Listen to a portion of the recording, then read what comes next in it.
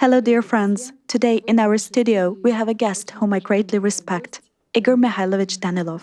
Greetings. Igor Mikhailovich, I would like to bring up the topic of the upcoming cataclysms. It is obvious that they already take place, and they increase with a shocking frequency. The world is on the verge of global cataclysms, yet what makes the societies live? What do people in the world live by when cataclysms occur? Well, people. People live by the things they have lived before. The only ones who are affected by this are people who get into the epicenter of these cataclysms. These people have problems. They are in trouble. They need help. But, unfortunately, today's world is unprepared. This is true. The world is not ready to help those who suffer. Let's say, we have seen that the aid comes too late, and sometimes it doesn't come at all. This is caused, first and foremost, by people's intolerance towards each other. Unfortunately, nowadays, a consumer society is actively cultivated because economy is at the head. In any country, it's clear that private interest of certain people, groups of people, and states as a whole takes place as well. While states, unfortunately, are not communities of people who live in a given area, but a state is a certain group of people that rules a given country. That's how it is. It's really so. And those people have totally different interests. Yes, people are concerned. They think, the elites, they think globally in order to develop economy, even to make people's life better, to increase their salaries. It's necessary to make consumption grow. So, they have cultivated a consumer society. And what does consumption affect? First of all, selfishness, arrogance, envy, and so on. It means if you have some fashionable clothes, I like them, and I also need to buy them. Having looked at your earrings, I also want them. I'm just exaggerating. That's the principle of consumption, meaning it's sort of a secret advertisement and open advertisement as well, and everything else. However, in this race for the economic wealth, unfortunately, the most important thing has been forgotten: humaneness. People have become intolerant to each other. We observe this nowadays. In this period, we observe this, and even earlier, when the trouble began, right? Only several millions of people had to migrate to Europe, and that practically led to a collapse of Europe. Those were only several millions. Whereas in fact, and this is not a secret anymore, it may already be mentioned that in the nearest years, at least several billion people will undergo migration. And what will happen then? Indeed, what you are talking about is really taking place. In 2014, Alatra science researchers published a report in which the global cataclysms were clearly described. Less than 2 years passed, and the events are unfolding with such an incredible speed on such a scale. The events are happening in accordance with the report. I'm familiar with this report. Fortunately, it was published. Thank God. In a brief version. Because, first of all, people should not be frightened. People should live peacefully. Yet, at the same time, they should be warned. Indeed, the situation is getting worse in climatology and in other things, but that doesn't matter. The worst thing is that relations between people get aggravated. A little earlier, we have mentioned mutual intolerance and so on, banal selfishness. This is what prevails in people, and this affects everything. This affects society. This affects families. This affects literally all of humanity. It's a problem, of course. It shouldn't be like this. It should be otherwise. People should respect each other at least. If not love, then at least respect.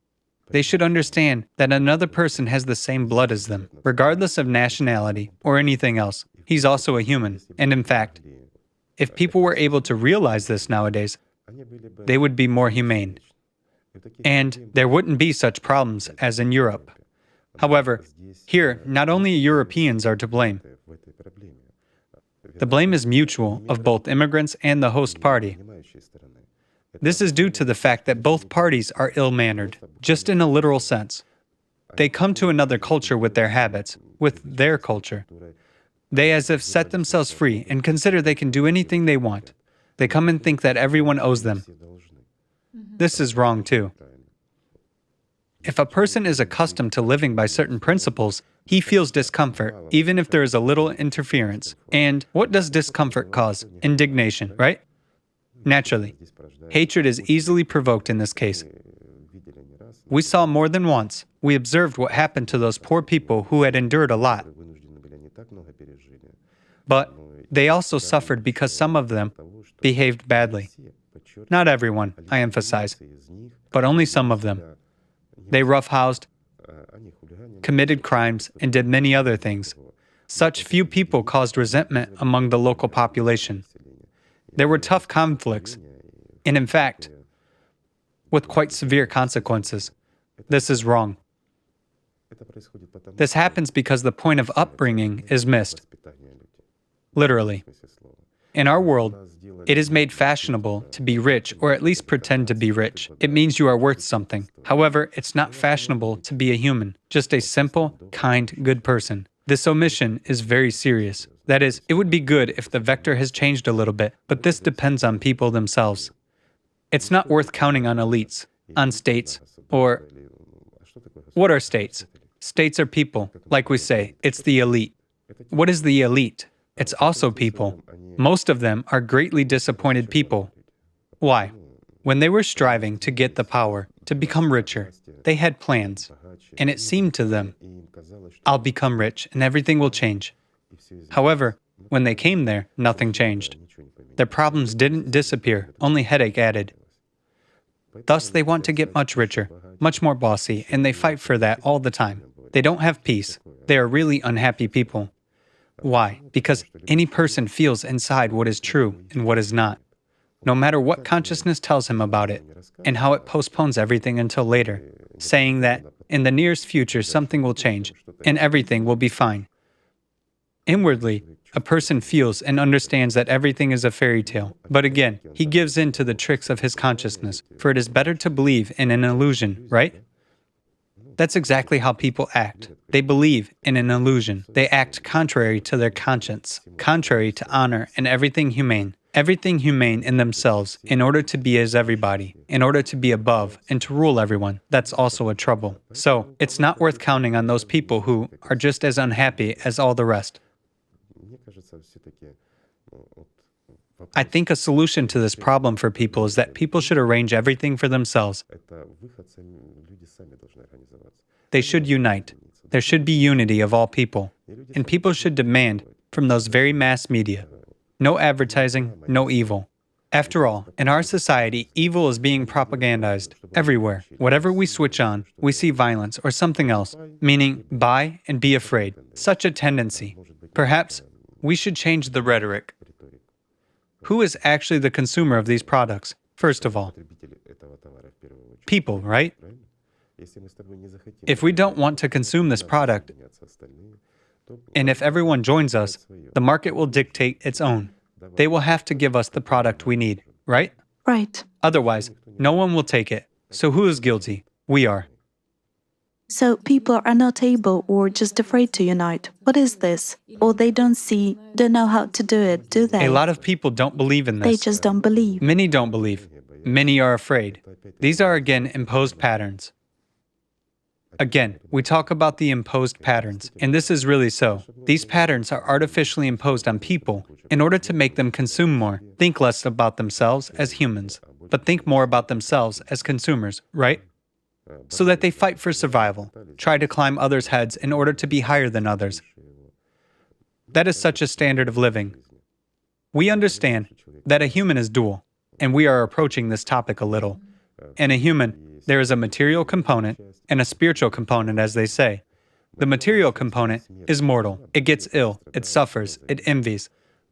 It's exactly the manifestation of superior egoism, or pridefulness, so to say, of the most frightful sin that can be, which turns a human into an animal. And the question is, what prevails in a person? If spirituality prevails in a person, at least a little bit, then he can realize and understand what is good and what is bad. That it is bad to be an animal, because whatever you achieved during life, all this is empty. Indeed, whatever you acquire, you won't possess it. Everything is finite, and everything comes to an end. It ends much faster than you want.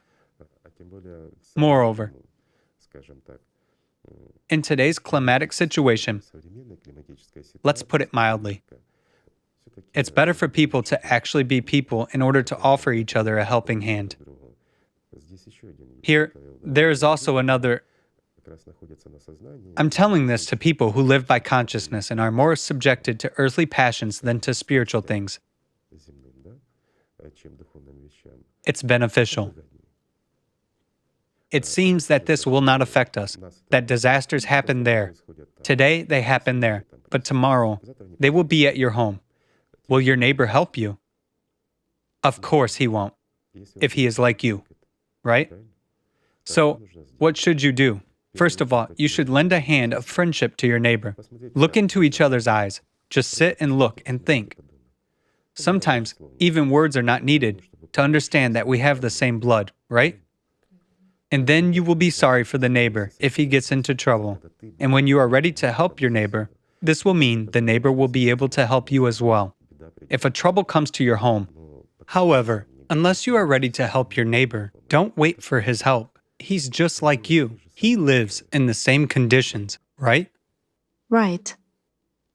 Indeed, the pattern of behavior at the moments when there are some disasters, cataclysms, when answering the question, what do you imagine, how it will happen, people imagine only one option, some chaos, lawlessness. It seems like they don't have a different scenario in their consciousness. Of course they don't. Let's watch disaster movies. What is the scenario? Everything collapses. Everyone dies. Only several people survive, right? Again, who survives? The elite and those whom the elite needs, while everyone else is in chaos. Here, many people feel themselves doomed, whereas others who are smarter strive either to become the elite or at least to be needed by elite. You see? What does this urge inspire people to? To spiritual search, to humaneness, to unity, or something else? And how can there be unity if everything collapses? That's how they perceive it. So, a model is offered where you will survive if you are closer to the elite. If not the elite, then at least an integral part of it. A servant, right? Then you will be able to get saved. Well, at least you'll have a certain chance. But again, to get saved, yes? We clearly understand that a human is mortal and there is no person yet who... But consciousness says something else, doesn't it? Yes, that he will live forever. Of course. It doesn't actually say that you will die today or tomorrow. It tells that you will live a long time. That's the phenomenon of consciousness. It's the most terrible liar possible. And it's hard for a person to realize and understand this because how come? Consciousness is me, just to separate oneself and consciousness. Yet, we'll talk about this a little bit later.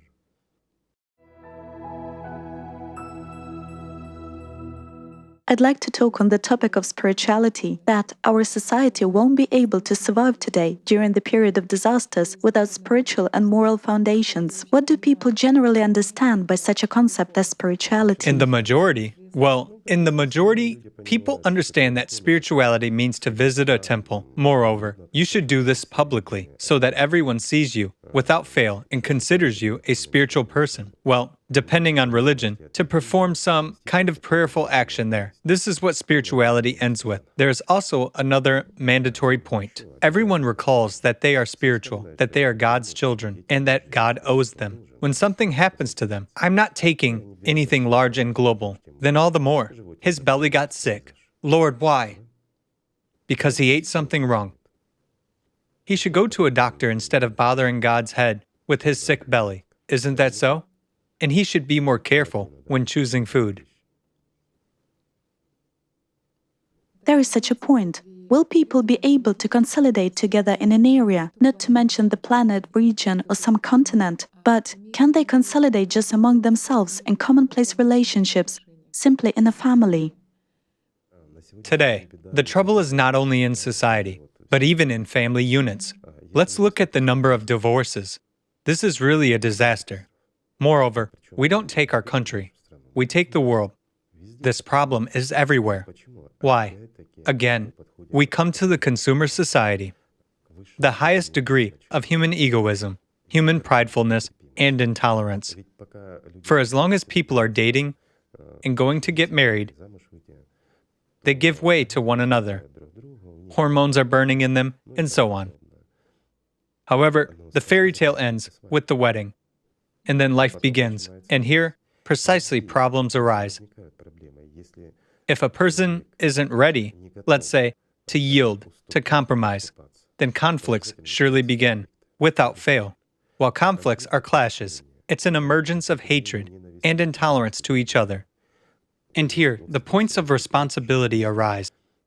If there are children, it's a restraining factor. Yet nowadays, even children often don't influence, let's say, the decision of spouses to part company. Well, oftentimes, they can also tolerate each other in sort of an unspoken agreement.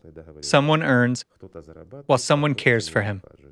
It's like a servant and a master. Yet, if we look at how the world is structured and how matter is arranged, then everything falls into place. As a matter of fact, any matter tries to dominate another matter.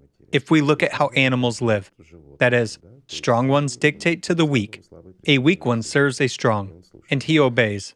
The same instincts work in people as well, both in a family unit and everywhere. And here, without spirituality, problems arise. I would also like to touch upon the following subject. Many blame different religions, sects, or something else. A person got into a sect, they parted company, and religion is sort of guilty because the person started believing in God. He decided to divorce me, or she decided to leave me. Yet, what actually happens if we look far and wide? There also happens the following. A person goes to religion not in order to comprehend the spiritual world, meaning to somehow get closer to God, indeed, but something attracts him. A new company, some interests, or something else. He listens to everything, comes home and starts teaching. So, there goes teaching. Let's say, by a person who doesn't have knowledge, who has no personal experience. Naturally, it's like a form of manipulation. Thus, a person receives certain tools in order to help his neighbors, as some people say. For they are mistaken. I know where I should go. I go to God. Well, people don't know. These are my relatives and friends, and I want to help them. And the first rule is violated. While the first rule exactly says, if we look at all religions, it's not prescribed, but it exists. It's the freedom of choice. That is, no matter what kind of relative he is for you, close, beloved, sweetheart, he's a human, and he is free. And he's entitled to take the decision he likes, right? If you like some religion, go ahead, be in it, but respect the other person. After all, we know that we even have so many common acquaintances. These are people who, let's say, are in one family, but profess different religions. And they live well and respect each other. Why? Because these people are spiritually more developed indeed. And this is what gives spiritual development in any religion, in principle. Here I will digress from the topic a little. What does religion give? First and foremost, it gives an opportunity for a person to come to God, right? Right. Everyone has their own ways. The path is actually one, but the tools are different. And so, having received these tools, if a person truly executes something and really aspires, he will definitely come where he wants. I mean, to God. And so, while developing on this path, what qualities does he gain? Respect for another person. He understands what predominates in his other half, so to say. And even if his other half behaves a bit inadequately, from his position, there are demons in him. He's on the animal side at the moment. Then, understanding it, you only want to help this person, right? Because he is suffering. So, will you impose your opinion on him? Of course not, won't you? Meaning, there is mutual understanding, mutual respect, elementary things that help to preserve the family. If there is a desire, however, if people have no desire, they will part company anyway. Most often, one more reason appears. When someone goes to some religion, suddenly, for no apparent reason, begins to get involved in it, spends a lot of time there, and devotes a little time to his partner, right? Consumerism. Consumer attitude to each other. He went there. He's engaged in his spiritual growth. While here, pardon me, snotty kids run around, and that's it. There is already a quarrel, already a scandal. I've got a little time devoted to me. Kids are snotty, while you are engaged in spiritual growth. What kind of spiritual are you, right? And so it begins. One hard word brings another, as always. Hit on the head with a saucepan or something else, and they part company. And then, who is guilty? Religion. So who is guilty? Of course, the person himself. Of course, the person himself. This is exactly what a person should get rid of, first and foremost, right? To learn to live in respect and in love for each other. Certainly. In the true spiritual meaning of this word. Thus, starting from the smallest, elementary family unit, and ending with society globally. If fights take place in the world, and this is encouraged, let's take, as we often see, for instance, football fans scuffled with these ones or those ones, confrontation. In what civilized society is it acceptable that people beat up each other? Based on some fanaticism, on some kind of disrespect or something else. Is this normal? They write and talk about this. They laugh at it. And it is sort of perceived as normal. Any aggression of one person against another must be condemned by society. Isn't that right? Undoubtedly. And any aggression must be stopped. And the aggressor must be what? He must be isolated from society, at least for re-education, at the minimum. That's when it's a civilized society. Then we can walk in the street at ease, right? Right. And what do we need? What does any person want in this world? Once we have already touched upon these subjects in one of the programs, what does a person need in this world? First of all, I don't take spiritual search, I take the material life. You know, everything is narrowed down to one's comfort zone, some kind of comfort. Absolutely right. Satisfaction of the needs of one's ego. But this comfort is first and foremost. But this is secondary. In the first place, there is safety. Safety. It's first and foremost. And then all egoism begins, right?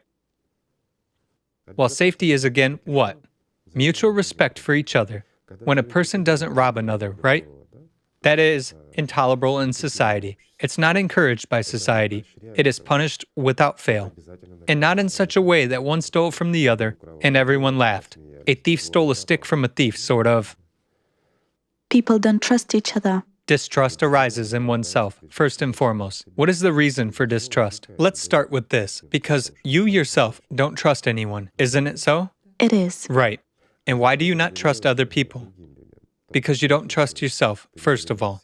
You see, any person is well aware that there is something wrong in him.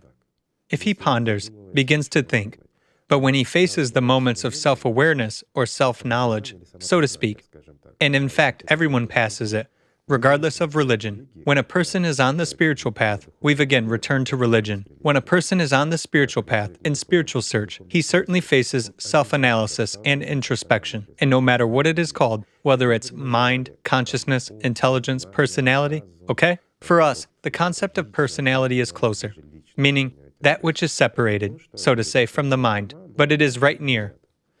Well, everyone says, don't give attention to your mind. Don't give attention to thoughts. Why? Meaning, save your attention. This is mentioned in all religions. It is in Islam, it's in Christianity, and there are a lot of great people who are really great because they achieved something, and they talked about it. Thus, don't pay attention to bad thoughts. It appears that attention is power, right? Right. In this regard, the book Alatra is written very well.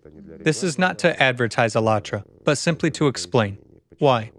Again, I just want to mention many people call Alatra a religion, a sect, or something else. Alatra cannot be a religion, because what is said in Alatra is contained in any religion. Whatever religion we take, if we cast away the sand that people have panned, only the knowledge of Alatra remains, right? Many things are no longer there. A lot has disappeared. Many things were told to people by the prophets at that time in such a way that people could understand. But if we compare, these are basically the same synonyms of what is described in Alatra. The trouble is that people can understand this only when they have evolved spiritually. After all, much in that very Christianity, in that very Islam or Buddhism, no matter what we take, people skip past them. Why? Because they don't understand the essence of certain words, of certain things. Here, a problem exactly arises, that people who have comprehended something spiritually, and there were a lot of them in fact, they described, they told about their experience. However, they tried to put their perception through feelings into words, They tried to explain that world to people here in some way. Of course, there was like complication of those things. And it is possible to understand this only by perceiving it oneself. Otherwise, if you read these are just words for you. In Christianity, there is an interesting saint, Silouan the Anthonite. The Athonite. Do you know? Yes, sure. He told about the inverted pyramid, and the apex of the inverted pyramid was precisely Christ. And so, an ascetic, a seeker who followed the spiritual path, had to delve to the very top of the pyramid to get to Jesus, to go deeper in order to learn this truth. This is really matching. If we put conventionalities away and fit it on the one who follows the spiritual path, just put away images and take this as an association, then it's really in such a way. He put his experience into words. This is interesting. Yet, who can understand it? Only the one who has this experience, right? Even at that time, there were concepts and comparisons, just the same as those cited and described in the book Alatra, right? However, in Alatra, it is told in modern language for a modern human in a simplified understanding. Of course, let's say in a concise understanding, but it is given enough to understand. Why am I saying this? At that time, even Silouan talked about this too. He also gave these associations. It's difficult to tell otherwise, but a person who is, let's say, as we began to talk, a consumer brought up in the modern community, what will he tell you? Or rather, how will he understand this? Not what he will tell, but how will he understand it? Indeed, he doesn't know another dimension except this one. What is the inverted pyramid? Why should I take care about everyone? And even regarding the attitude to God, what is actually people's attitude to God nowadays? Even, let's say, those who call themselves believers, when they come to God, internally, they consider that since they are here, since God has sent them here, hence He already owes to them. You see? They have some assets already. Thus, God is obliged to restore his health, to rebuild his life, and so on. Isn't that so? Yes, it's enough to address him once a year, Of course. a month, Well, at best. or on major holidays. And to ask for something material, right? For health, for a family, for everything to be good. While this actually relates to material. And those saints who really comprehended, they actually said, one mustn't ask God for anything but salvation of the soul. After all, in fact, regardless of religion, people who have comprehended said the same. Why? Let's face the truth. Religion doesn't save, but God saves, right? Right. But only when a person makes an effort, when he's engaged in self-development, spiritual self-development, when he's learning this process. If we take, for example, Muhammad's life, Islam, right? After all, those who lived in his time were surprised, and many people described this. Today, there are sources where we can read about this for those who want. He actually devoted a lot of time to prayer, not an ordinary prayer, but a deep one. He attained deep perception through feelings. Why? Because, again, the person aspired to be there. And he showed by his personal example how to achieve it. But again, after perception through feelings, he began to shape all this in words, through the mind, through intellect. Who can understand this? Only the one who is able to feel this, to get in contact with this. Absolutely right. Or the one who at least strives for it, right? Who has an aspiration. He thinks at least a little bit, not with the brain, pardon me for the expression, but with the soul, right? No, it's not right. A person cannot think with the soul. There is personality and the like, but this is a figurative expression. We let it through the soul. It will be more clear this way.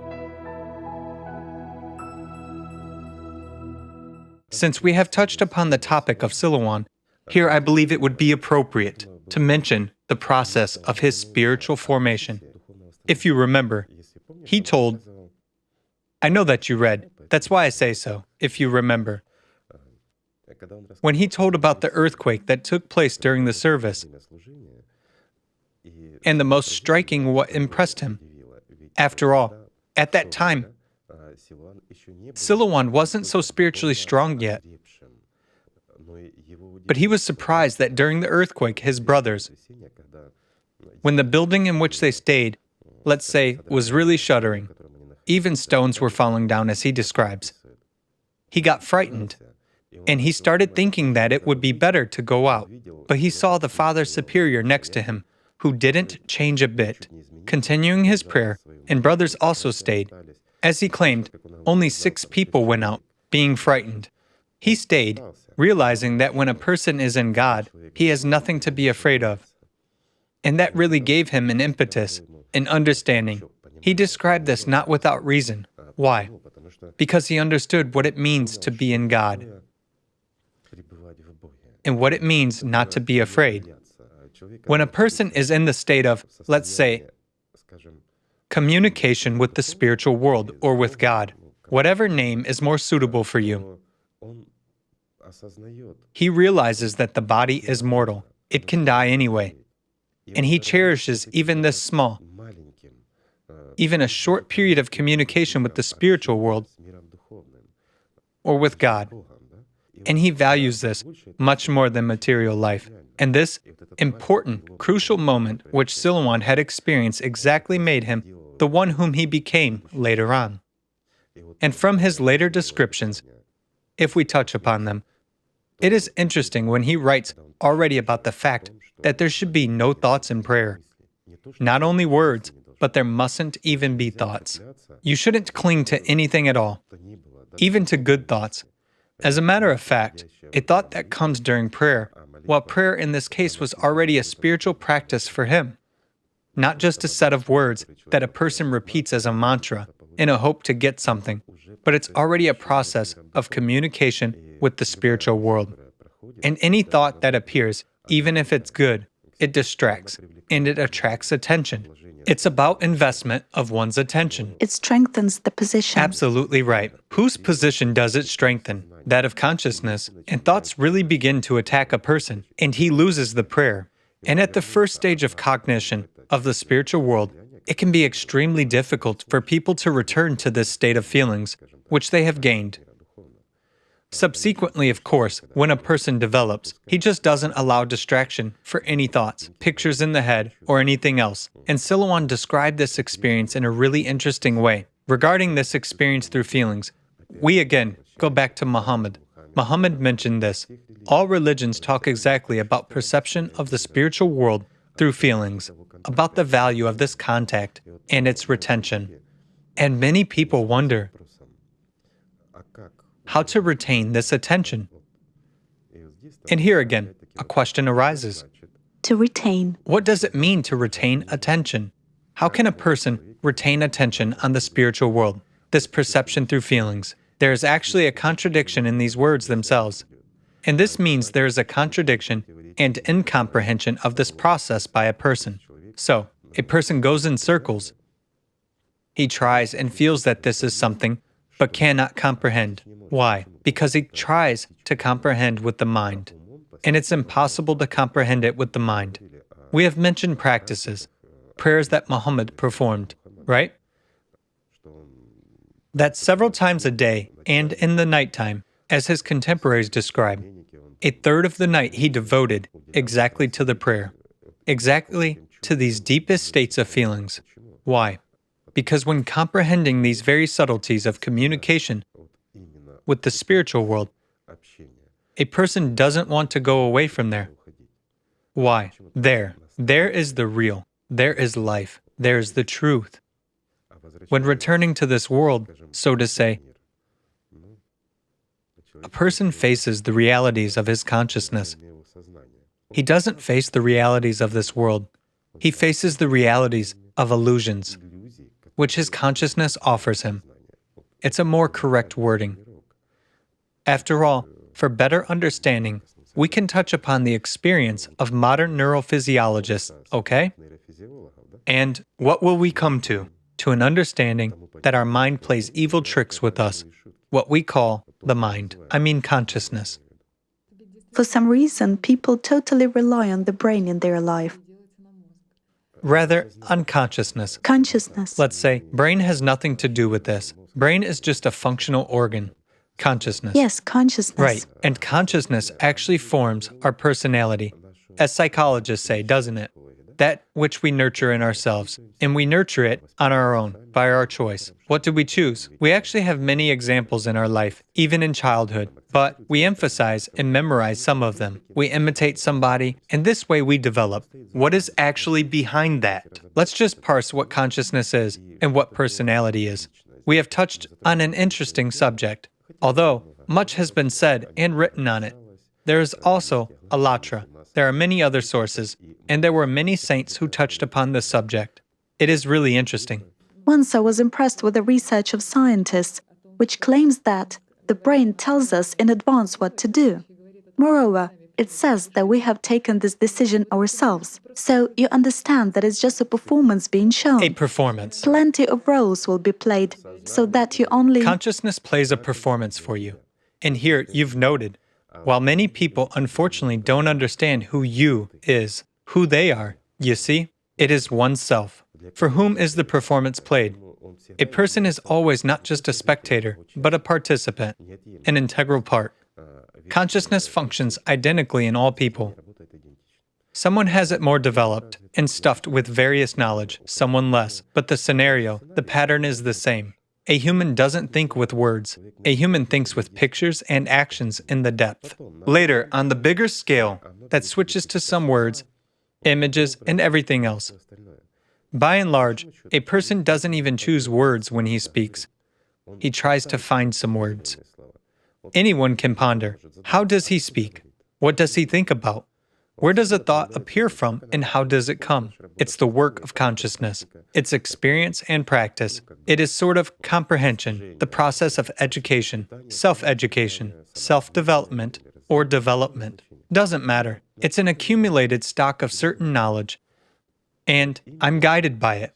If I don't know some word, I won't use it. This is really so.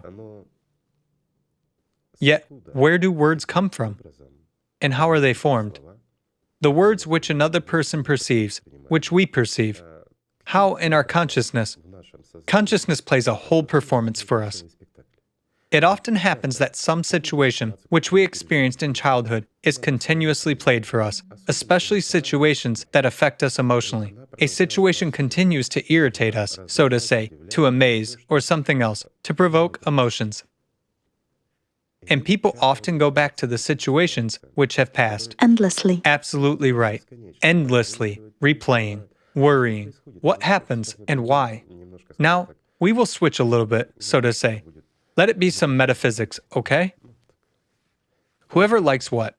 But if we analyze this process, let's say not only from the perspective of neurophysiology, because it's boring. An impulse goes, it has worked, a neuron got excited, that's ridiculous. Chemical and physical processes that occur are the consequence of those invisible processes which represent, let's say, a superstructure over our consciousness. I would compare our consciousness to a stage that we contemplate, while the one who contemplates is actually personality. I'll digress from the topic a little bit. Spiritual practice or prayer should exactly be performed by the one who contemplates, by the viewer. But without these actors on the stage, that's when everything passes very fast, and that's when a person really comprehends the spiritual world. Well, now let's go back to the process of our theatricality, so to say. Far and wide, we observe 2 or even 3 people arguing in our consciousness. Consciousness can generate anything, any scenes, and we assign a role to ourselves. Question: are we really the ones who assign a role to ourselves? Who assigns it? It's actually consciousness that assigns it. And the most interesting thing is that even in this argument, it has assigned us a role of the viewer, what we need to do, and where we should put our attention. It's not interested in anything else. Consciousness is interested in where and how we invest our attention, with what power, and how long it retains our attention. Nothing else is interesting for it. And the more attention we invest in these illusory pictures displayed in our cranium, the farther we are from God. This is the paradox of life, so to say. and it seems to us that we live since we think and communicate. For instance, we focus on resolving some issue, or we face some emotional situation, or we are preparing for a meeting with someone and begin to imagine, to discuss that which doesn't exist. Of course, we do planning, but people just don't understand that it's a written scenario. Let's put it simply for them. While the stage director, here's the most interesting point. We have mentioned the director. The director. Right, we can call it the system. It's easier this way. Yes, it's a whole system, a part of which, like a mycelium, is our consciousness. Or we can call it the devil. So the director is actually the devil, and our consciousness is a demon. Or, since there are a lot of them there, we can call them demons. However, thanks to our consciousness, we communicate in this three-dimensional world. We explore it and so on.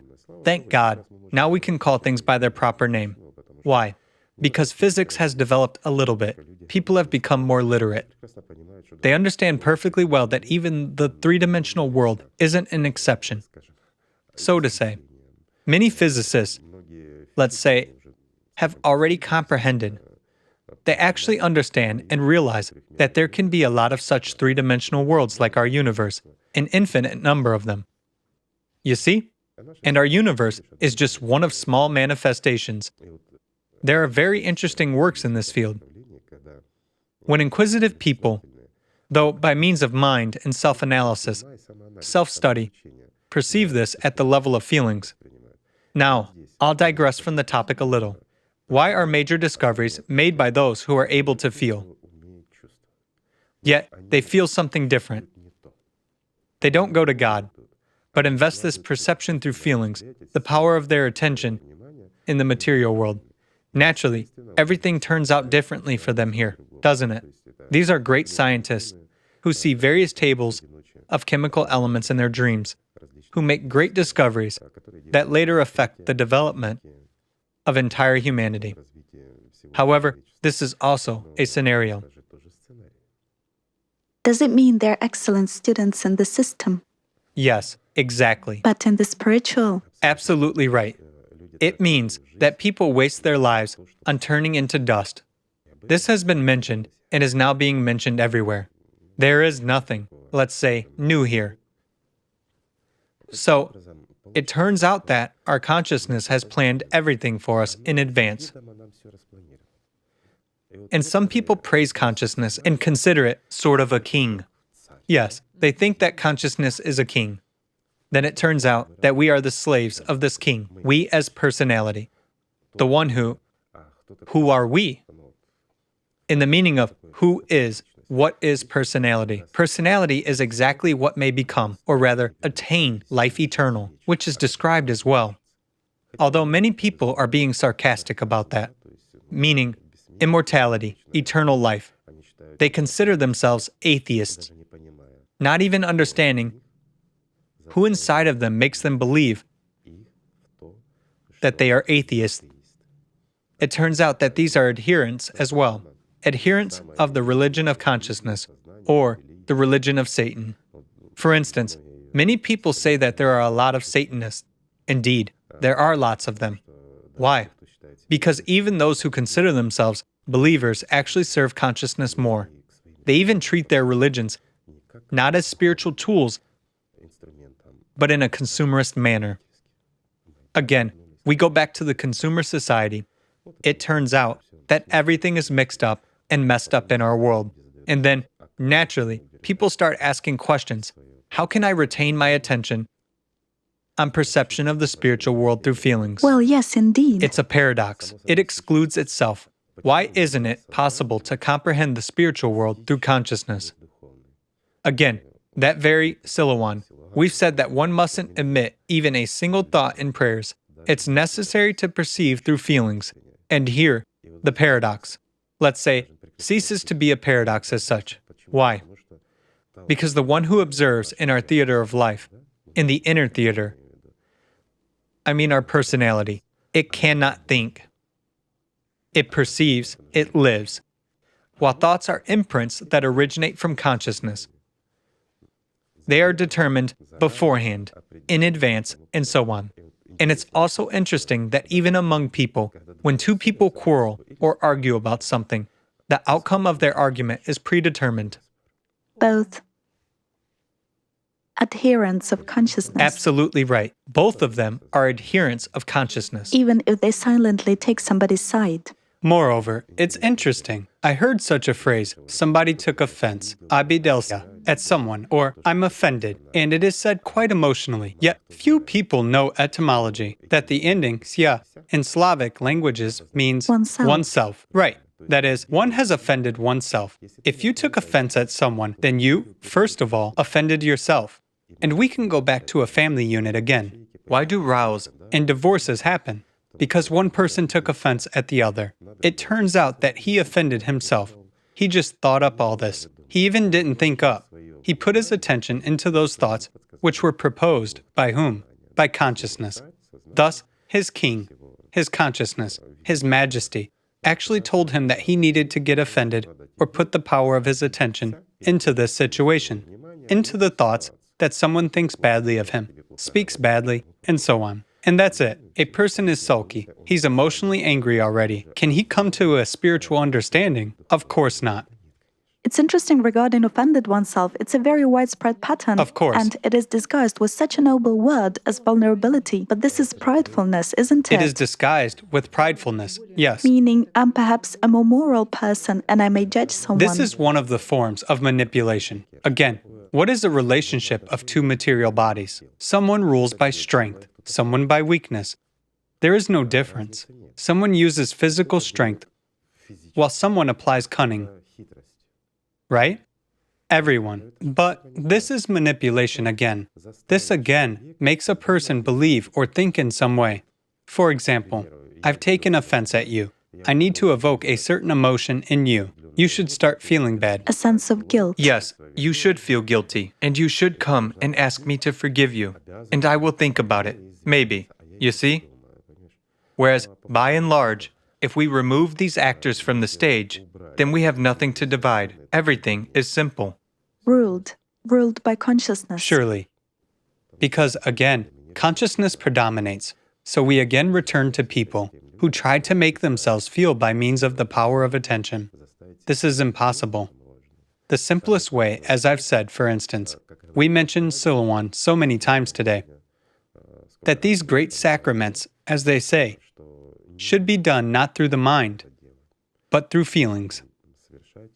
Although there is absolutely nothing secret here. Secret is in human minds. Consciousness talks about secrets and other things. Let's just look at the history of Allatra.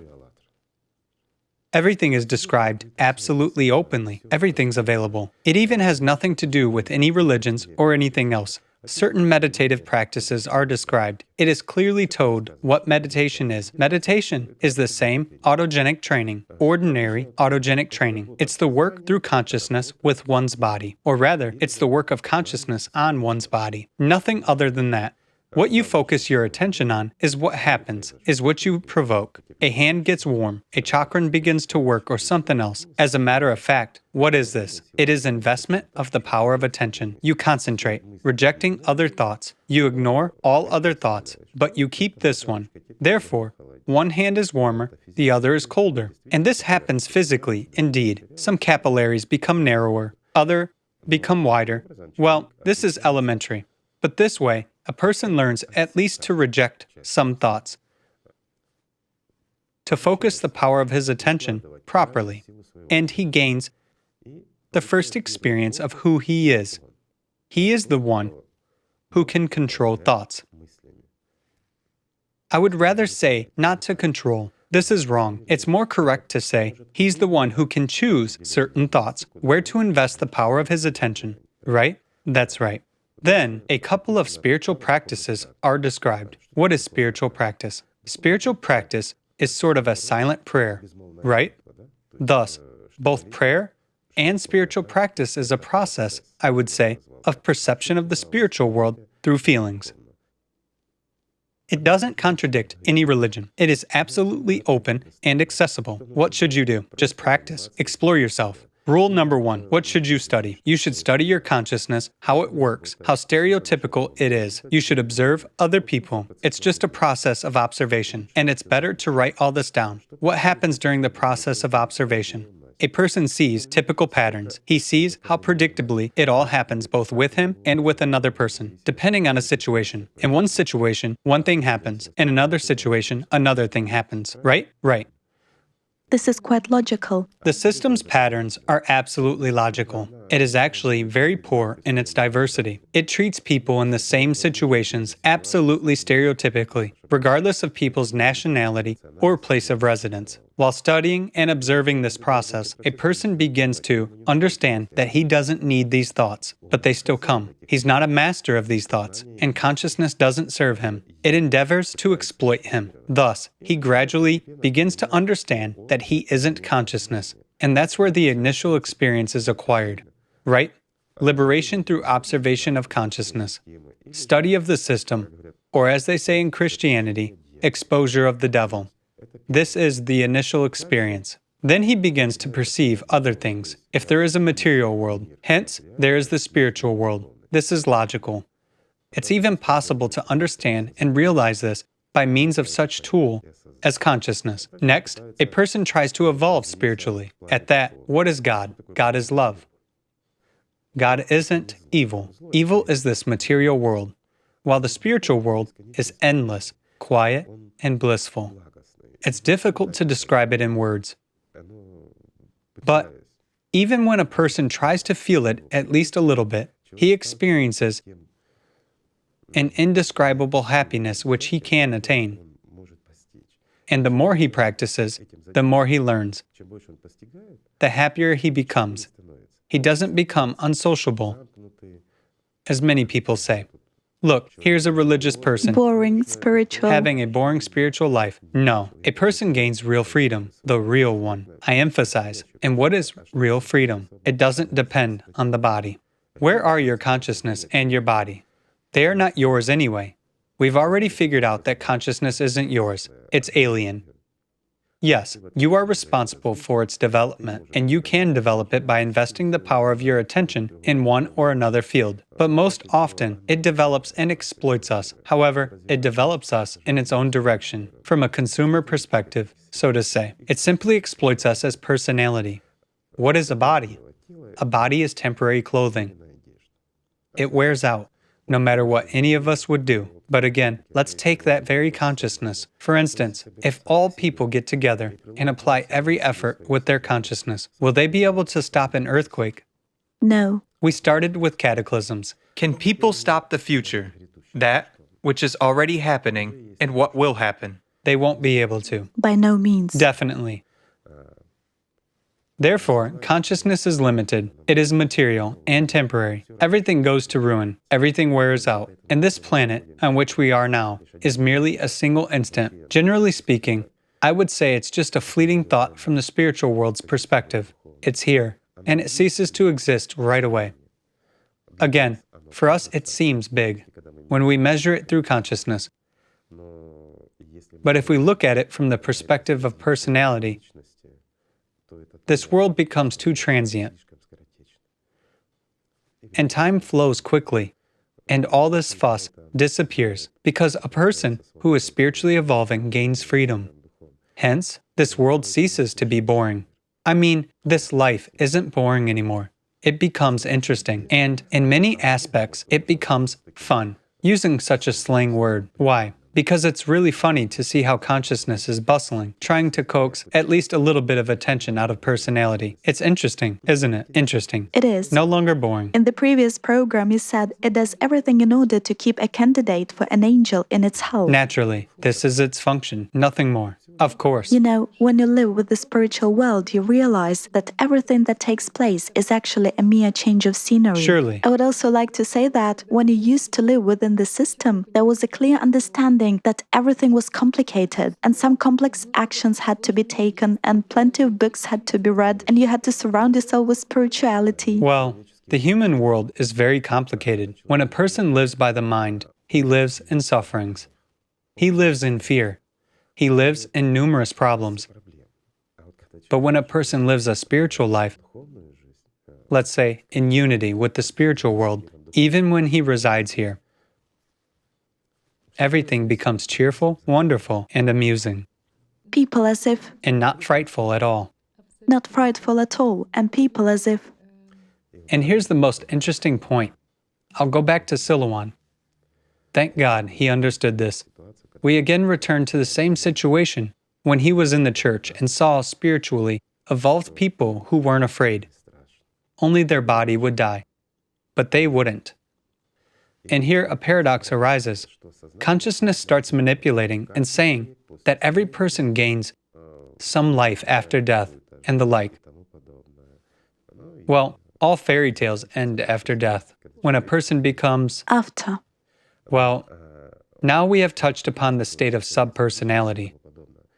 But again, no matter how much we tell about this, a person won't understand that this is true unless he gains a spiritual experience. Otherwise, all this remains just a talk between two people for him. He will think, they are sitting and telling stories. But when a person is spiritually developing, at least a little bit, he understands what this is. Thank God, now we can already discuss such things, because our scientists, physicists, have got to the root of quantum states. Although, now, we speak of what is beyond the quantum limits, but this is already near, in fact. Well, at least it's already clear to many physicists. That is why, thank God, so many physicists come to our coordination center, because they begin to understand the essence of these processes. Why is this becoming clear for people who are indeed deeply engaged in neurophysiology? Because they understand that, well, how to put it? We reached a deadlock. There is no truth in matter, of course. They have experimentally learned what we are talking about, right?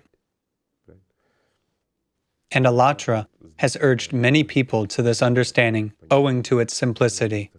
The funniest thing is that, again, many people who neither try to grasp the essence nor study it regard Alatra as religion or a competitor to religion. However, we do know, well, I don't know a single person who would abandon his or her religion so far. I attend the church myself. Me too. That's what I'm saying as I well. can say that it has simplified understanding of the genuine orthodoxy. It hasn't simplified, but rather has given understanding. Yes, it has given understanding of the real The orthodoxy. beauty of those religions and that truth which they are based upon. Again, what does consciousness do to people? Can a person who lives by the material world achieve the spiritual? No, I mean the one who lives an ordinary human life, so to say. After all, such a person doesn't even apprehend God, does he? And again, well, today is the day of Silouan. May his name live. Let's say, what did he write about? He exactly said that a person who lives an ordinary human life even starts regarding God as an opponent,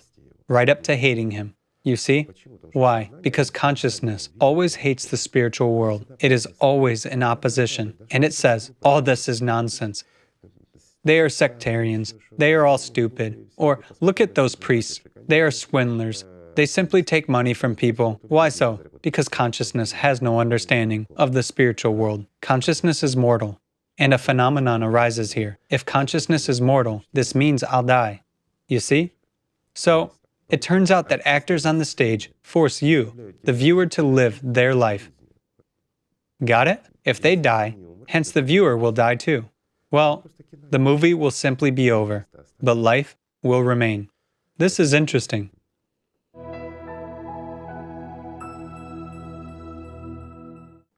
I'd like to switch to the topic of personal experience. You know, Personal experience. Well, today, we have talked a lot about cataclysms and everything else, about relations between people. Let me just interrupt you. I've recalled one thing. Once, a professor asked a ferryman to take him across a violent river. He was riding a boat and talking to the ferryman. The ferryman was a simple fellow and had a rough language. The professor said, "Oh, you are so illiterate. Do you know that you've lost half of your life because you haven't learned the language subtleties?" The ferryman looked at him and said, "Can you swim?" The professor said, "No, I can't." "Well, in such case, you have lost your entire life, for we are drowning." Indeed, we seem to be living in such an advanced civilization, with such technologies. All of us are so educated and have acquired and developed so many various skills, while we actually aren't capable of the main thing, to love with the true spiritual love. After all, this is really what...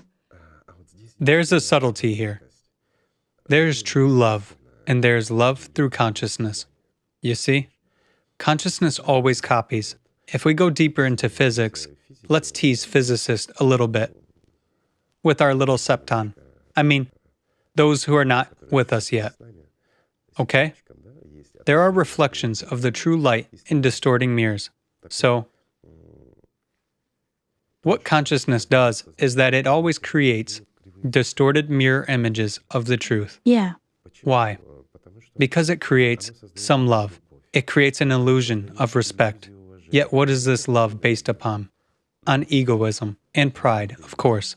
Whom do we love? The one who tells us fairy tales. Who is he telling those to? To our consciousness. We like or dislike something in this person, but if it's beneficial for us, and if he warbles fairy tales nicely, we love him.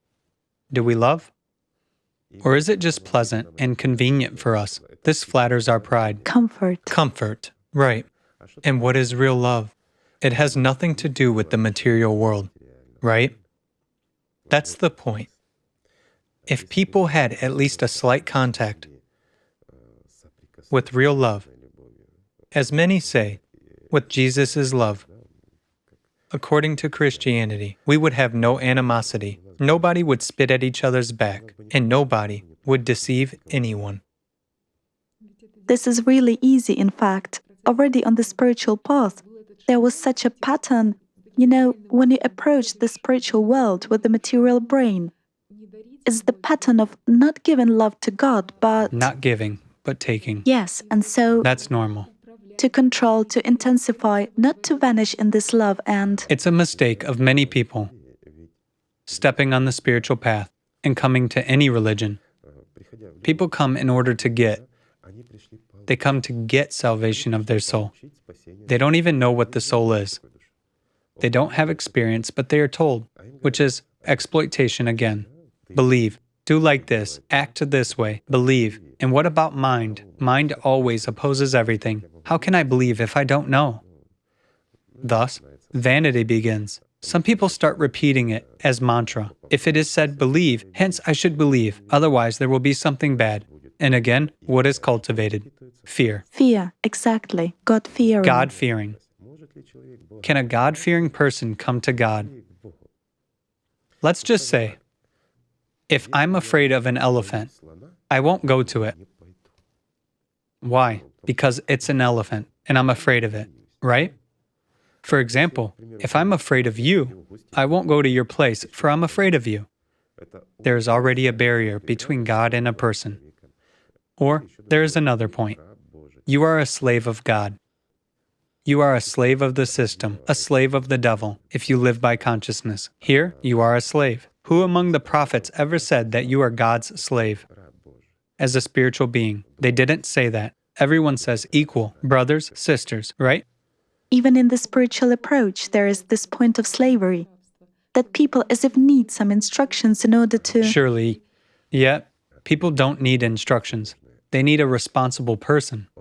Everybody wants one thing. Indeed, this is stereotypical. Everybody wants someone to take responsibility for them. I will live as I want. Again, I want. As my consciousness dictates to me. I will live by my patterns. Enjoy this life. And someone will be responsible for me.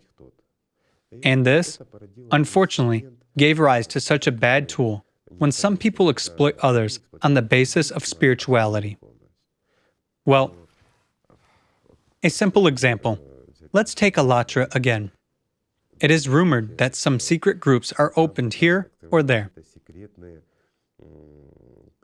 They begin to study something super secret. They recruit people. Some of them get sick. Others become enlightened. Well, these are all fairy tales. What secrecy? Everything is actually open, right? That's the point that... Of course. Indeed, the truth is so simple and it has always been conveyed in a simple language to all people. Right. The point is that it is simple. I understand if the issues of service or something like that are raised. When a person is spiritually, let's say, free, but he wants to help others, then he needs some tools. However, it's already when a person is spiritually free, that's when he can serve and help. But when he is going himself, he can only share his experience of this path, not more. What is the secret here? The fact that he fell down here or there, he stumbled, so you don't fall. Is this a secret? Well, maybe. Although who knows what a person stumbled over? The secret action of the system. Of course. Whom he disguises, whom he defends at that moment. What attracts people? What attracts consciousness? Or rather, what does consciousness urge people to? To mystery, to some privacy. You will gain knowledge by which you can rule other people. Under the pretext of helping them. Certainly. A simple example. If we now start talking about some tools, okay? They really exist. I mean certain tools that will be very attractive for people. I'm not talking about extrasensory abilities. It's much more serious. That will attract a lot of people's attention. They will want it so much. Consciousness, again, who will urge them? Consciousness. But if a person is spiritually free, will this be interesting for him?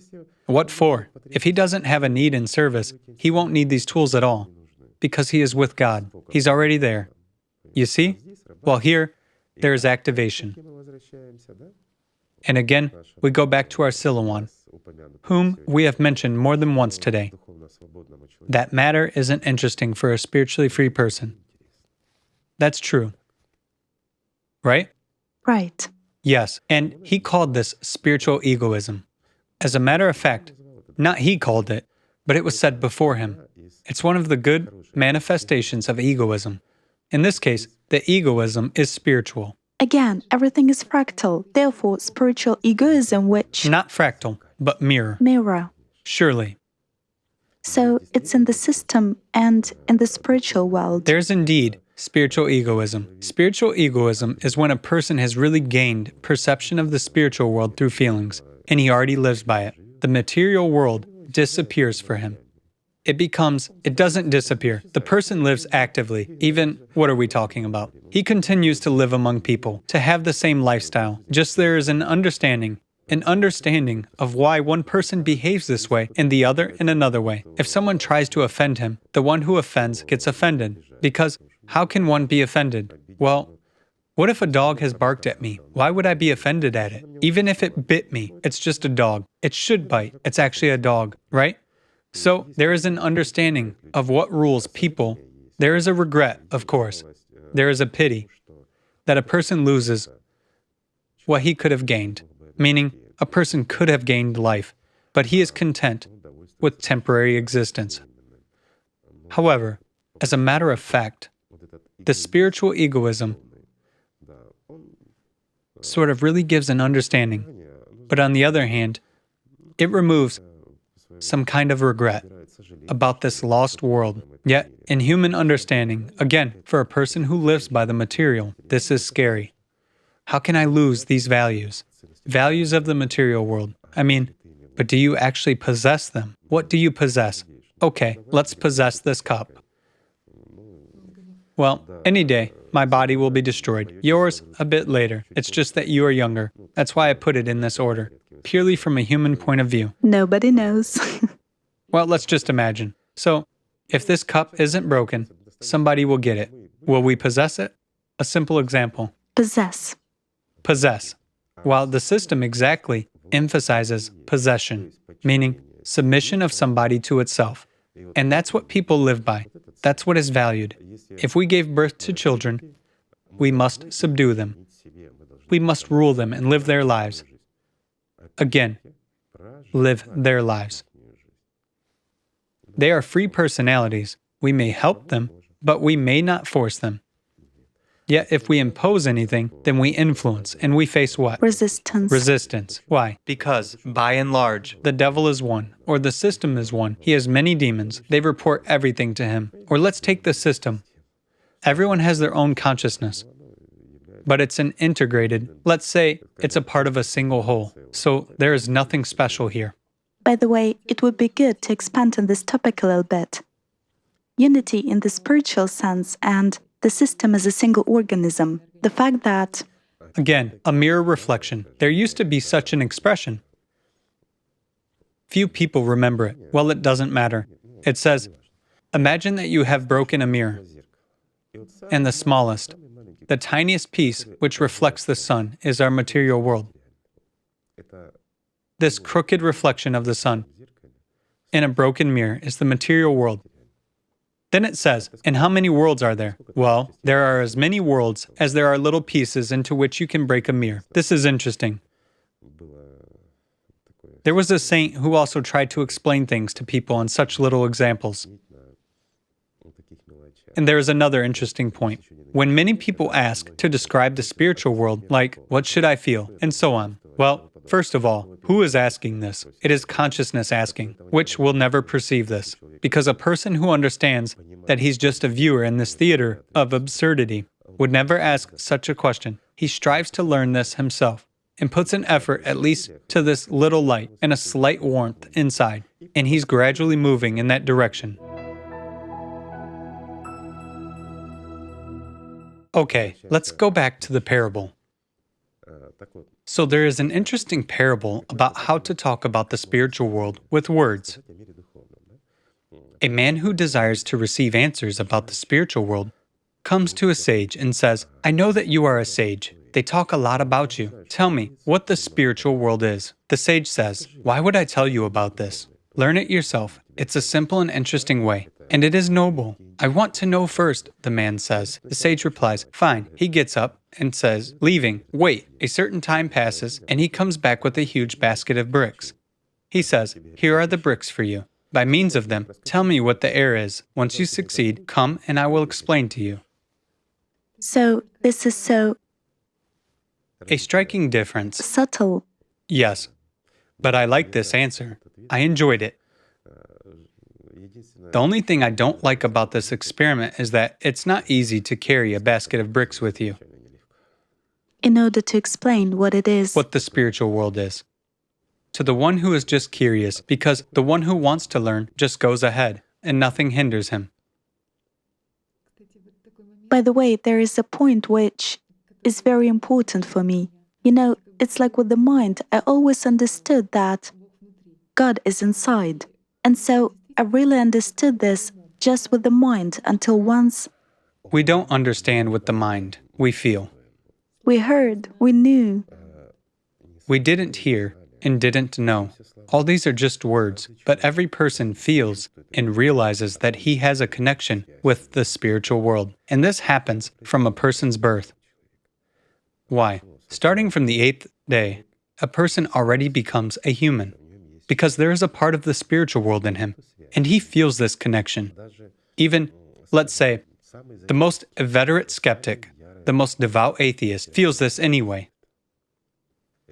And this makes many people who are free from imposed patterns, it makes them search for this spiritual path. Well, and here, of course, various paradoxes arise, but we'll talk about this a bit later. A person feels this, but not with the mind. It is exactly with the mind that he creates everything to deny these feelings. He creates various conclusions about why God doesn't exist, or what God is, or that we are created in His image.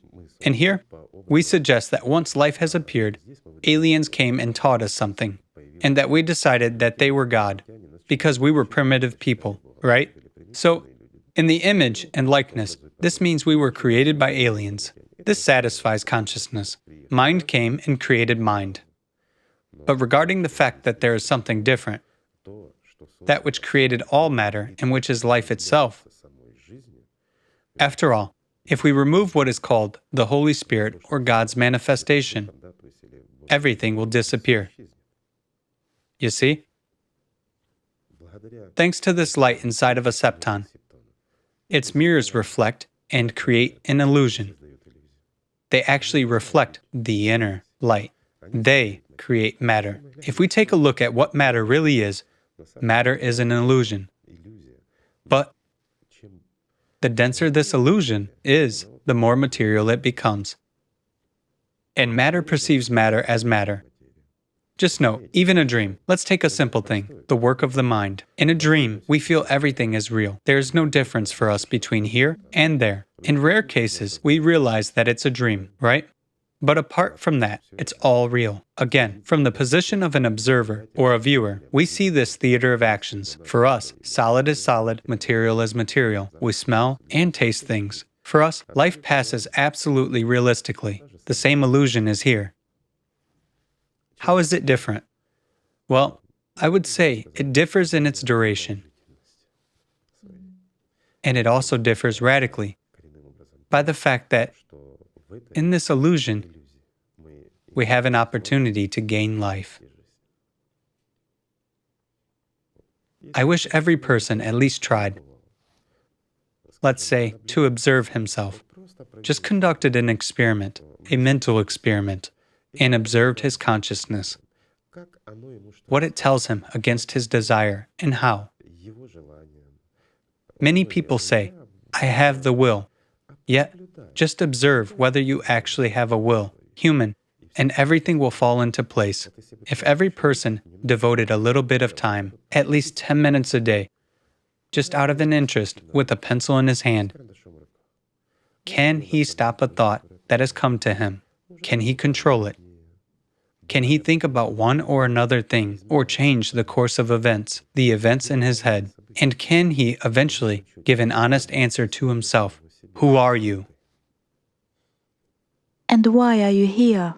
Well, he will understand why he's here only when he becomes a viewer. You see, an independent viewer in the theater of absurdity. But as long as he's involved in the process, which our consciousness creates for us on the stage of our so-called life, here, he will unlikely ask himself a question. Why is he here? In this case, consciousness will tell him why he's here, in order to consume, to be, and to dominate, not more than that, and to cheerfully pass this seemingly long way within a short period of time, and then a subpersonality. We approached the topic of subpersonality, but then digressed a little. Modern science already gives an understanding that subpersonality is an absolutely real state. Why? Because information doesn't disappear anywhere, and consciousness is nothing but an information bundle, let's say. It can only exist if it is fueled with energy. While attention is that very energy which feeds this information bundle. Well, this is so from the perspective of physics. Therefore, after the death of a physical body, the contact of personality with the source of this energy, with what we call the soul, practically doesn't end. The only thing is that the process of fusion is no longer possible. However, he continues to feed.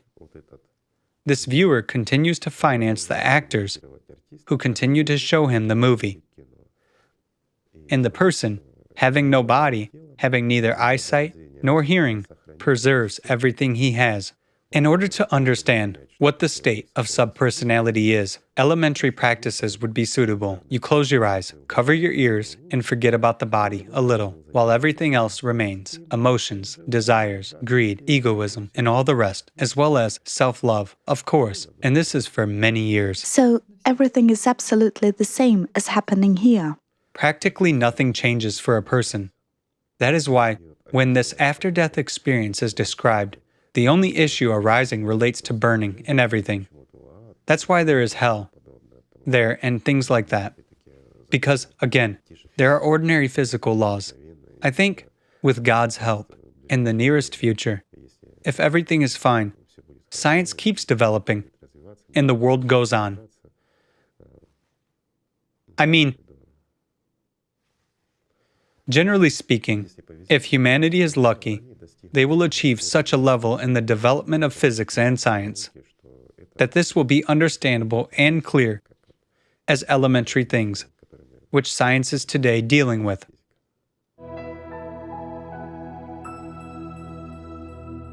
If you don't gain life here and now, you won't gain it later either. I would put it this way.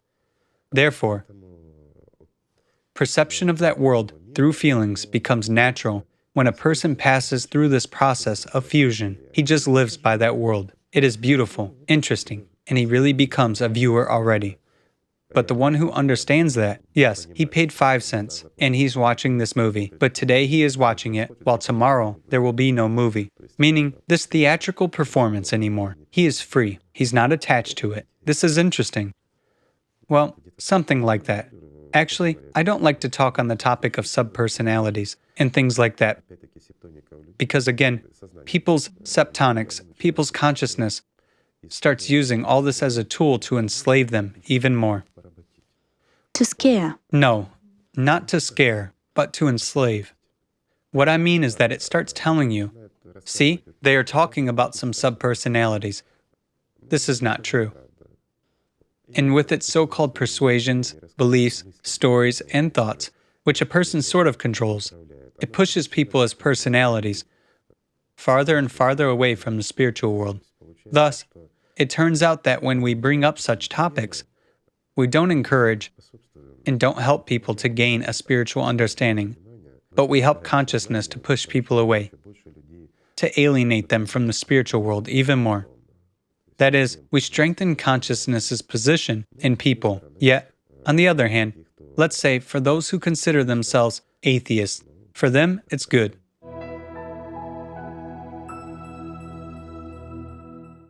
When you said that you don't like to talk on this topic, knowing how consciousness would react, an inner need immediately arose to talk on a different topic, on a topic inspiring for people who follow the spiritual path. It's the topic of spiritual experience. Well, it's already interesting, let's say. This is what we can talk about. Even if somebody's consciousness considers that we are sitting and having fun, at least we are enjoying ourselves, unlike them. And we sort of have more prospects, meaning we will be able to chat and talk longer. It would really be desirable to stand facing God and not the mirror, yes? Like in the fairy tale, right? About Baba Yaga's hut. And to discuss the topic which indeed interests a lot of people who have started their spiritual path and already have some experience of a contact with the spiritual world. It would be desirable to talk about living by the spiritual world. We shouldn't talk about it. We should live by it. Another thing is to discuss the ways of gaining knowledge. Well, let's say there are many ways of getting to know the spiritual world, but the essence is one. That is, basically, there are no bad religions. In any religion, the truth is embedded, which can lead a person to God if the person wishes so. Therefore, I kind of don't see any secrets. I don't see any complications. Everything is open and accessible to people. Another thing is that there is no desire. Why? Because as we've already mentioned, consciousness never seeks God. Even if we take the issues of love, okay? Consciousness is unable to love. It doesn't have this function. It doesn't know what love is. It doesn't know what love is. It knows what comfort is. It knows what is acceptable or unacceptable for it. Well, as for a person's consciousness, but again, it's a consumerist point of view, isn't it? We have already discussed this more than once, even in relationships. Let's say, in families, in relationships with one another. It would be good if people really, so to say, having worked at least a little bit on themselves, understood at least a little bit what true love is. What that eternal, which is hidden in each of them is. Well, what can be more beautiful? It's what makes this existence, gives it a meaning, like what people are here for, in order to at least gain that love, the true one. But again, not in the meaning of love of one person for another, as of one material subject for another material subject through consciousness. Consciousness will create an illusion, which will disappear and collapse very quickly. As we have already said, the fairy tale ends with the wedding. Then reality begins. Some opportunistic or other motivations arise. But love is a convenience of existence. The most interesting thing is that sometimes you observe how one person has lost another, and he empathizes. Why does he empathize? Does he care for that person? For instance, he died. They have lived a whole life together, and he died. He actually cares about comfort, about convenience, about the object of manipulation, something else, or about him as a revenue source. But in no case about him as a spiritual being whom he was separated from.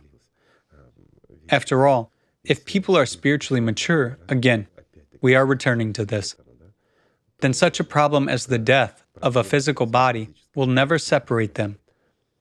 And again, spiritual development gives not only this love, but also an understanding that everything is one. Separation exists only in the material world. Here, we are separate. We are molecularly separate, and so on, spatially separate. While in the spiritual world, everything is a little bit different. You should agree. It's difficult to tell and convey to people what this is. It's the same as describing the air with stones. Air. It's better to go through this. It's better to gain this experience yourself. Then it's more interesting, more worthy. Well, in any case, there is at least some meaning in this fleeting existence. People chase some sort of illusion in this world, but in the end, it disappears, and everything comes to nothing. And in the face of death, especially if a person had to live a long life, he starts comforting himself that he has built a house, has made children like Mr. Geppetto, maybe has planted a tree at best, and that's it. Yet, what is the meaning of his existence? What has he gained? What does he depart with? Apparently, with nothing, only with the pride for the fact that he was doing something for people, for his country, for whatever else. But who will remember that? Only himself. And who actually needs it? Well, consciousness comforts that you have lived your life not in vain. You have achieved something. But if we talk to any old person, if it's a heart-to-heart talk, they are always in sorrow, except for those who have attained God.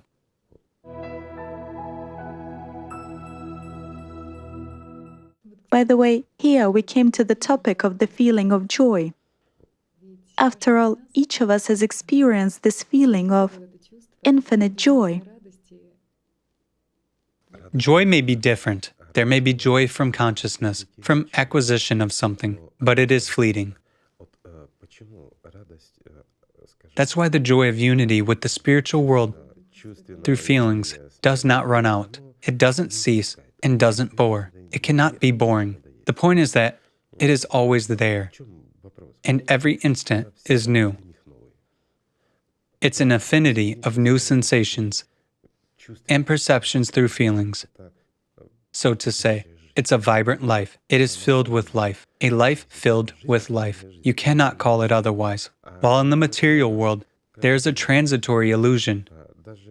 Even when, for instance, hormones got activated or something else, like there is some surge in this material life, but it is necessarily replaced with some problem. It is replaced with sadness, disappointment, again with grudges, aspirations, some burdens, and distractions from true life. Well, isn't it so?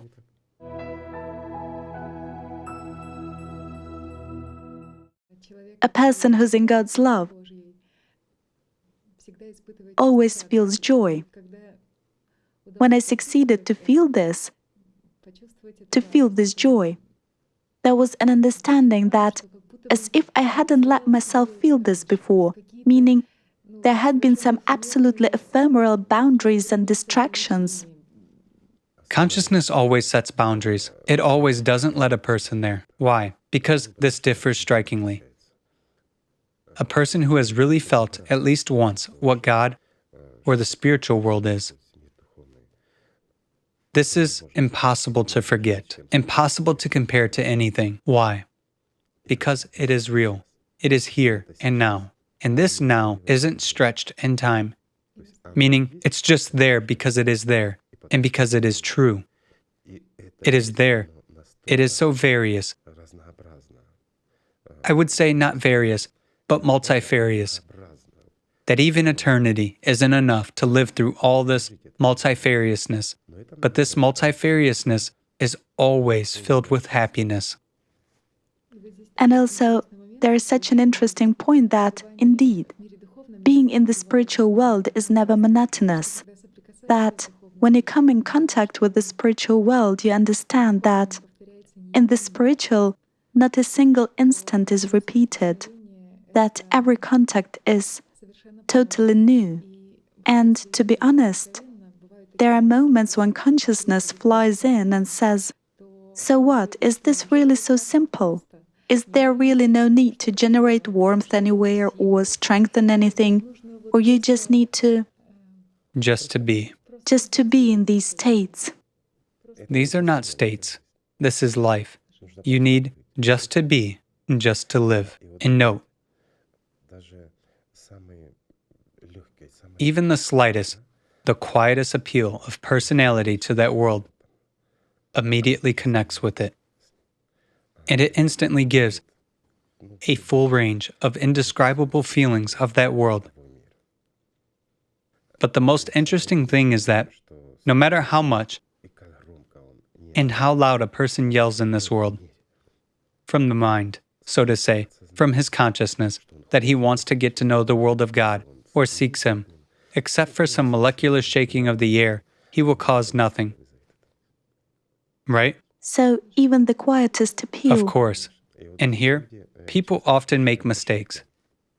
For many, they are indeed disastrous because they tried to perceive the spiritual world by means of consciousness. You see, as if they conduct some scientific experiment, try to estimate it. They require some sort of proof.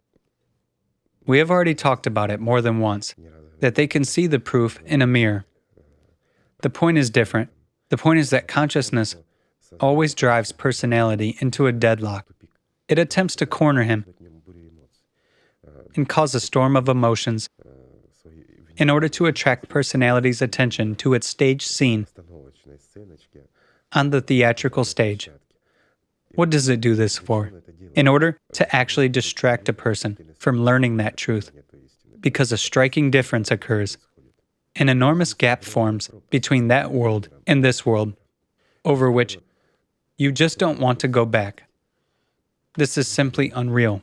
It certainly happens that a person, as you say, while being, let's say, and even having a spiritual experience, he still uses consciousness as a tool. And having got carried away by trivial three-dimensional issues of, so to say, this life in the material world, he can naturally catch himself at thinking that he started giving the power of his attention not to the spiritual world, but to matter. So he gets immersed in this game, becomes not just a viewer of a theatrical performance, but its participant. Well, this happens. This is normal. I wanted to share an example, precisely showing that no matter how much you yell here, you won't come closer by means of consciousness. Some guys whom I know, well, I met them a bit later. They felt, just like many people feel, that all this, meaning this world sort of isn't right, that there is spiritual world, and so on. Obviously, they went to many places, tried to find it. They read plenty of literature, traveled half the world in search of gurus and mentors, but they didn't feel any satisfaction or change. Interestingly, they even went for climbing a very high mountain, risking everything, just in order to be closer to God. I asked them, so what? I say, you approached God, climbed to the top. Many say that God is there, right? Well, while we were climbing, they say, we were swearing like troopers along the whole way. When we came up there was no air, although we climbed there to meditate, to sit there, since it's closer to space, so to say, since God is there, according to various Eastern traditions. I ask, so, did you meditate? They say, how to put this? It was terribly cold, and there was no air to breathe. What meditation are we talking about? Consciousness revolted. They say, and we understood perfectly well that it's going to be even harder to descend. Here's such an interesting life story about how people were trying. I have told this because many people search. Again, who forces them? Consciousness manipulates them. It says, there is a holy place there. Go there, do this and that. They go from consciousness. They go on a pilgrimage. They go to holy places. They perform various pilgrimages, seemingly extremely hard for a human, for their physical bodies, but they return the same as they left. Through consciousness, through physical actions of one's own body, it's impossible to get to know the spiritual world. Even if someone managed to get inspired, for how long is that? Of course, and I already talked about this in another program, about the words of Muhammad, that Allah is much closer than the carotid artery. He's in you. You just need to open up. Nothing is required. You don't need to run anywhere. Just to be. You just need to be. You simply need to be. Simply need to learn. It's not difficult. It's so simple that consciousness actually cannot learn this. That's why it is indignant. And who reviles at God in a person? Consciousness. What for? For personality to be its slave, for him to be an eternal viewer who diligently pays for its show. And what does he pay with? With an opportunity of life, of gaining life. Because that power which is in a person, in personality, he should direct mainly, let's say, 90 to 10, to gain his life, true life. But what does he waste it on? On a show, on an illusion. Isn't it so? It is. We as emotional beings, we live, we care about all sorts of trifles. A hamster has died. It's a tragedy. I'm not saying that a hamster dying is not a tragedy. It's a tragedy, of course, but this is natural. However, when a child cries rivers because he is sorry about a hamster that died, his parents, instead of explaining what matter is and what life is, instead of approaching this issue correctly, that a hamster is a soulless creature, it's not a human. Instead of that, they tell him that it's fine, the hamster's in heaven, it will wait for him. That's what I'm talking about. These are patterns, everything through consciousness. Why does a spiritual person need consciousness at all? Just to reach, to realize, and to be? What do you mean? Wait a minute. I disagree with you. A person needs consciousness for communication in three-dimensionality. After all, when a person is at the level of feelings, this world disappears for him. And this is really so. You can disbelieve me or my words, be my guest, but there is the experience through which all saints passed. The experience which was brought here by the prophets. If a person considers himself a believer, then not believing his prophet is somehow stupid, isn't it? It is just wrong. Each of them actually said that when gaining exactly this state of perception through feelings, you lose this world. Why? Because when you are there, this world becomes an absolute illusion. And you don't want anything in it. You don't want to exist in it at all. Nobody wants to go from good into bad. But it's exactly the phenomenon of our consciousness that by having studied it, we can communicate in this world, meaning we live, work, and control our body by means of our consciousness. And we must stay here for as long as we are assigned. This is the law. It is one for everyone. At that, how would we communicate? I'm not saying with you. I'm saying with people, right? They wouldn't understand us. A self-satisfied girl is sitting and smiling. And they wouldn't understand anything else, you see? They would say, you are a fanatic, a sectarian. You are mistaken. They don't feel what's inside of you. And this is the problem, because consciousness is deaf and blind towards the spiritual world. It sees only a picture, an illusion, and that's it. Whereas those people who possess truly spiritual people don't need our picture, you see? We would sit and be silent for a while, and they would understand much more than you and I are talking about.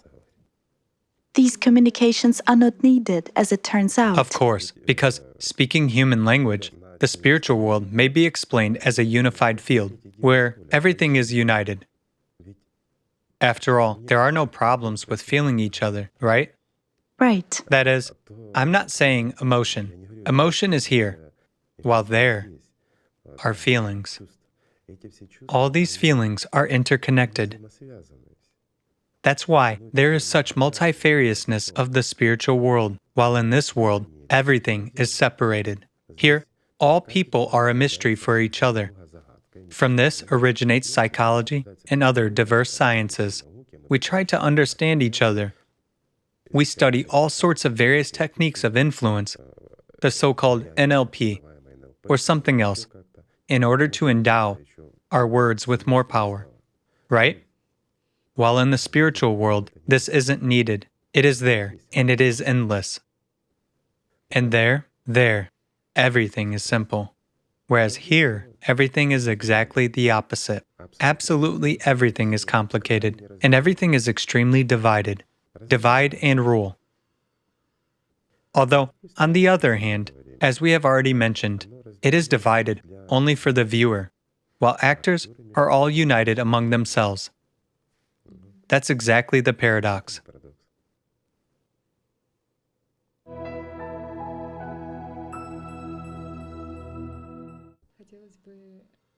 I would like to ask, people describe a state when you sit in peace, but then fall asleep. I see. So, the question, as I've understood, is that when a person starts doing a spiritual practice, he simply falls asleep. Yes, In such cases, a person is not doing a spiritual practice, you see? He's just trying to do something with the mind. And naturally, what is the first thing happening? It is relaxation of the body, disconnection from the body, right? Thus, we go through meditations, approaching spiritual practice. Well, that's how it should be. When we do this with the mind, as soon as we have relaxed the body and got rid of thoughts, we honestly fall asleep, right? right. Exactly. And what is spiritual practice? Spiritual practice is not necessarily sitting in the lotus or some other complicated position, somewhere on the top of a mountain, repeating some mantra, and waiting until manna falls down from heaven. Spiritual practice is done in any place, always and everywhere. It must be done everywhere and always. It is perception of the spiritual world through feelings. It is putting the power of personality's attention into that good, that endless, which is inside of you. Meaning, into the spiritual world, into the very source of life. And any person can feel it. Any person can find it. Igniting and residing. Everything is simple. The moment you have come into contact with it, the more attention you invest, the closer you become to it. Thus, you redistribute this power, the power of life, exactly in order to gain this life. Naturally, a response takes place. And there happens what then happens. I would also like to say that in this state, you actually don't want to sleep. It's just impossible to fall asleep. It's the body that is sleeping, and consciousness is sleeping. Whereas, well, let's say, angels don't sleep. They don't need to. Consciousness sleeps.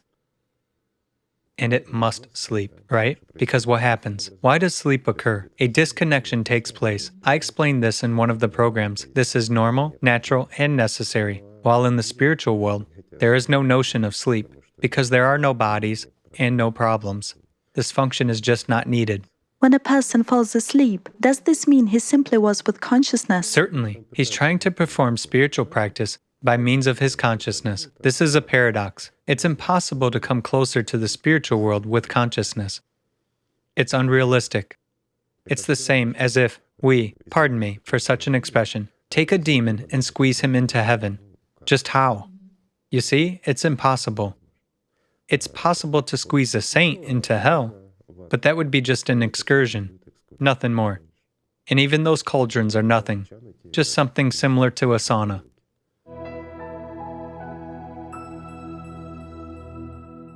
Igor Mikhailovich, tell us please, what does the first step to God begin with? The first step to God? I would say with honesty. With honesty with oneself. It's when a person asks himself, who am I, honestly, and starts to see what he is for. Is he just a combination of various molecules? And everything else, such a complicated machine, and what is it needed for? When he starts asking again, why am I here? What for? And who am I? From this first question, who am I? The path to God exactly begins.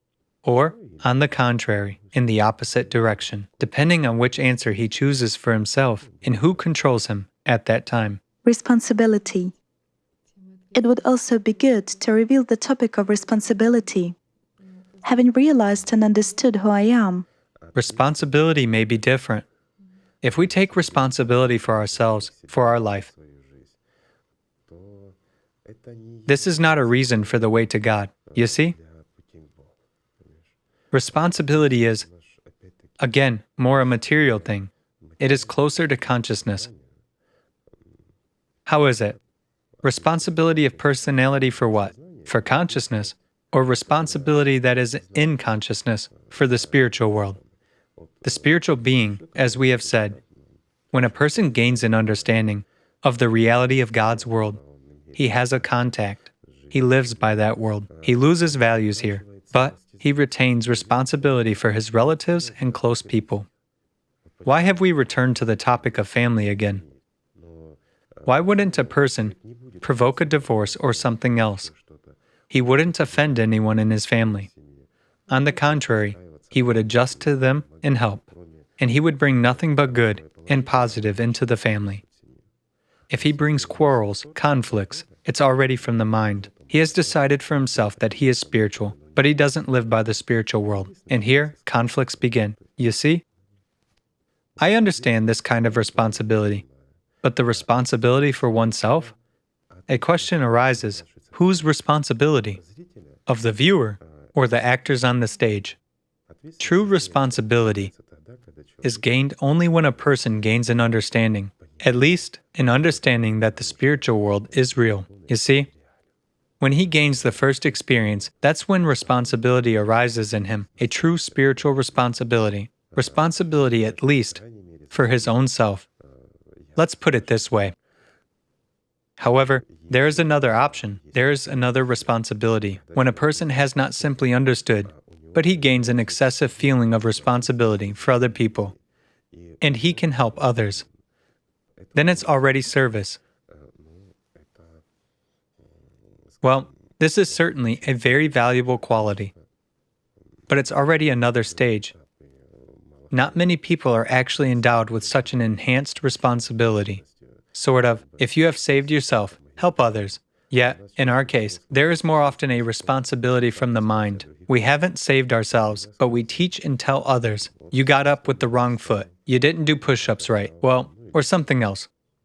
So people like to teach, not being, let's say, themselves, not having their own experience, but to advise others on how to gain experience. Well, what can we do? The system is the system.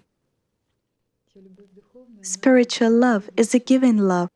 Surely you feel this unbelievable love from the spiritual world, and a need, a desire to give all of you, to express this love. And it cannot be otherwise, because as you are saying, to give all of you, because a person totally belongs to the spiritual world in fact.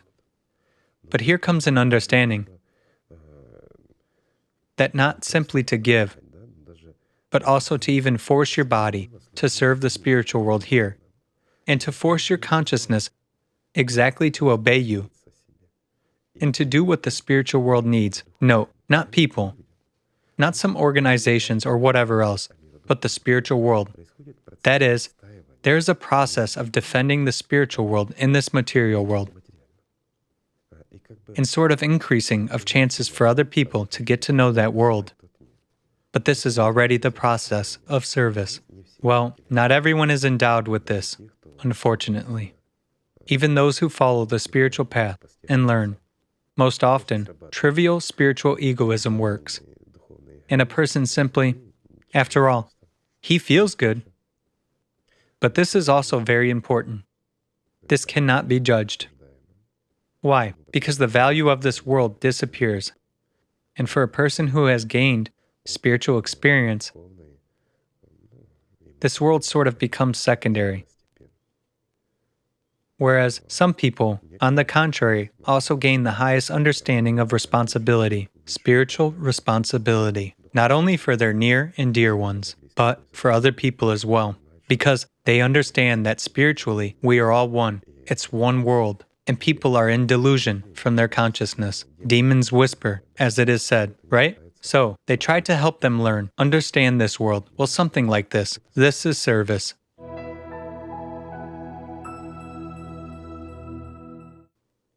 I'd like to address the concealed and innermost subject, the superior service, Maria's service, what the true feat consists Superior in. service. Well, Maria's true feat exactly consisted in what we have mentioned, in her service to people. She not only herself perceived, but also gives others an opportunity to perceive, and takes care of people. And just note how people revere her in various countries, and not just revere, but truly feel her active assistance in spiritual matters. The protecting veil of the Mother of God. The protecting veil of the Mother of God. Of course, it's the power coming from her and helping people to open up. Well, it's the highest degree of service to the spiritual world. She achieved this following the same way as everyone. Certainly.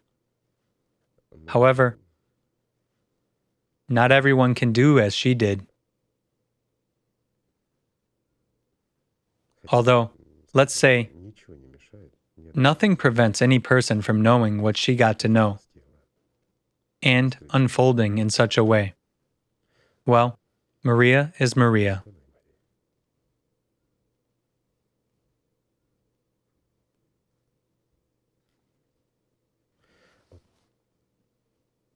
At that, we can digress from questions and conduct a little experiment. Okay. Now we have talked about experience, the first steps, something else, right? So let's just sit silently for a while. And those who want, those who don't want, will turn off the video and will not watch. They won't do anything. Whereas those who really want to see what consciousness is, what perception through feelings is, those who can feel, those will feel and understand and won't ask any questions. One who hasn't developed this ability yet will at least observe his consciousness for a while, already, as a viewer. He will really observe what his consciousness is telling him already, as an actor. And why it is telling this. Let it revile. Consciousness of very many people will revile at us now, and this is normal. But for many, this will give an understanding that they are viewers. They don't want to wish us ill, while consciousness will speak badly of us. Well, thank God, since it's actually their problem, right? A problem with consciousness. But this will help many people, those who want to learn. Let's just sit silently for a while. Let's do it.